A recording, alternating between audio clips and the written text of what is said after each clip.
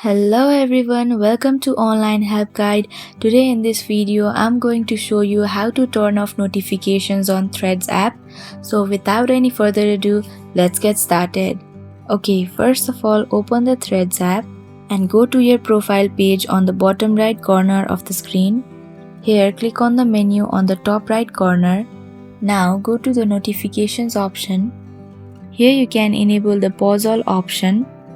So you can pause all notifications for a particular time from 15 minutes, 1 hour, 2 hours, 4 hours to 8 hours.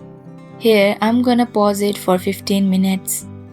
So that's how you can easily pause or turn off the notifications on Threads app. Thank you for watching Online Help Guide. Hope this video was helpful. If it was, then hit the like button and comment down if you have any questions or feedback. Also, if you are new to our channel, subscribe and hit the bell icon so that you don't miss our upcoming videos.